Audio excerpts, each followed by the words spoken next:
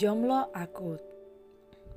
Malam menyambut berbagai makanan terhidang di meja makan, mulai dari kue, puding spesial. Malam ini pria memasak makanan kesukaan si kembar, begitupun minumannya. Semua tentang si kembar dan beruntungnya tidak ada yang komplain, malah semua terlihat sangat berselera. Wow, Mom, ada acara apa malam ini? Celutuk Darta yang sudah terlebih dahulu berada di meja makan. Begitu kaget makanan kesukaannya pun berada di sana, ayam goreng. Menantumu Dad yang memasak, bagaimana? Sepertinya enak, Mom. Tentu menantuku yang memasak, puji Rea. Mereka berdua berada di meja makan menunggu anak menantu, serta cucunya yang belum terlihat batang hidungnya. Mereka berempat. Dad, si kembar ulang tahun, kita kasih kado apa? Tanya Momi Rea. Bagaimana kalau kita memberikan dia seorang paman tampan? Diarta menaik turunkan alisnya menggoda sang istri tercinta. Buk, sakit Mom.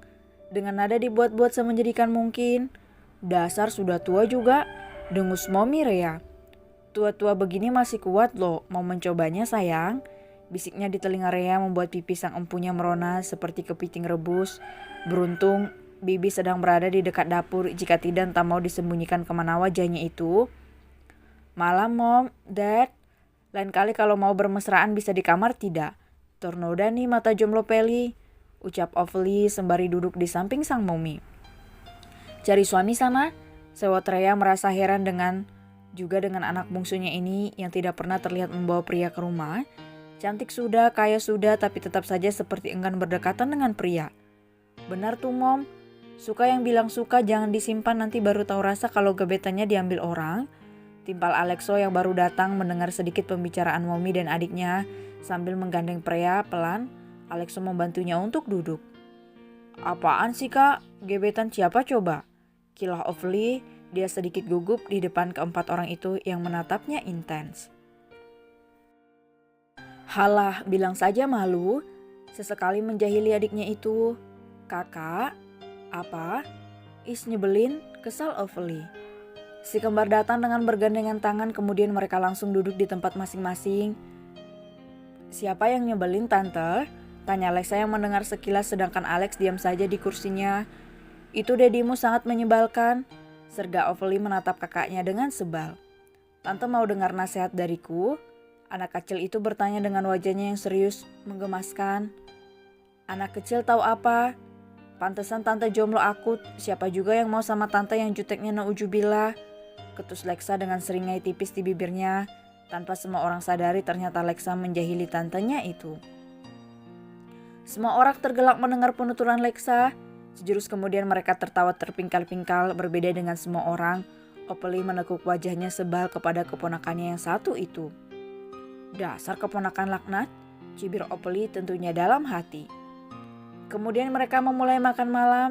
Mereka dengan tenang, tentu saja masih ada yang merasa kesal, siapa lagi kalau bukan Ovely, karena merasa dibully oleh keponakan imutnya. Selesai makan malam mereka berkumpul sebentar di ruangan keluarga. Mereka akan selalu menyempatkan waktu meski hanya sebentar.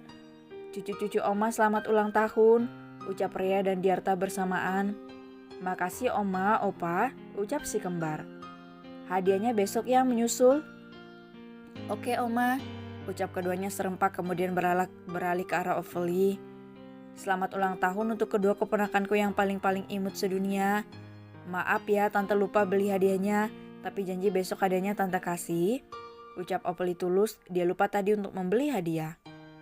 Ah, mati dia pasti marah karena aku lupa.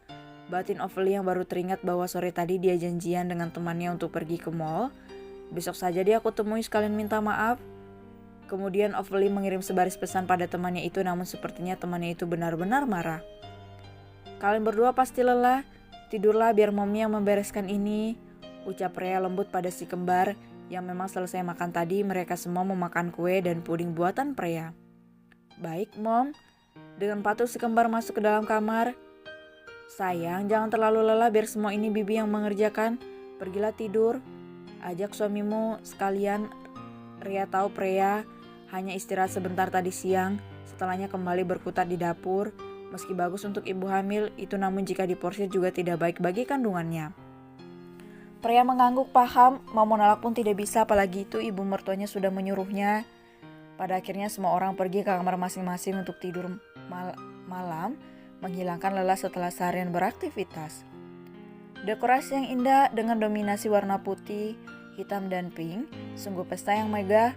Banyak para pekerja yang berlalu lalang untuk mengerjakan pekerjaan mereka. Si kembar masih belum mengetahuinya. Alexo sengaja tidak mengatakan pada Preya maupun si kembar karena ini adalah sebuah kejutan untuk mereka. Sudah berapa persen? 80% besok acara sudah bisa dimulai, Tuan. Bagus, saya mau semuanya selesai sebelum acara dimulai. Baik, Tuan. Kemudian orang itu pergi. Apalagi ya, sepertinya ada yang kurang. Oh iya, undangannya. Sebaiknya segera aku kirimkan. Gumamnya pelan, kemudian Arya keluar dari aula hotel itu. Malam ini Arya harus lembur lagi, bukan pekerjaannya yang menumpuk di kantor, melainkan tugas mengirim undangan itu untuk orang tertentu. Dia akan mengirimnya sendiri, sedangkan yang lainnya dia menyewa kurir untuk mengantarnya. Andai aku punya istri, pasti ada yang menungguku di rumah ini. Celutupnya melihat sekeliling rumah sepi, hanya ada para penjaga dan pembantu yang mungkin sudah beristirahat. Setelah mengantar undangan terakhir, dia langsung kembali pula untuk segera mengistirahatkan tubuhnya, karena besok pagi-pagi dia sudah harus berada di rumah bos sekaligus sahabatnya. Entah berapa kali Arya harus menghela napasnya pelan. Bagaimana tidak, kesibukannya membuatnya tidak bisa hanya untuk mencari ataupun menggoda perempuan. Dia tahu adik dari bosnya itu menyukainya, namun dia berpura-pura tidak tahu karena dia takut dan dia sadar siapa dirinya. Dia adalah laki-laki yang sadar diri meski senang rasanya disukai orang yang kita suka. Arya memejamkan matanya menuju alam mimpi, berharap dia juga secepatnya mendapatkan pendamping. Siapa yang tahu hanya dengan bermimpi semua bisa jadi kenyataan.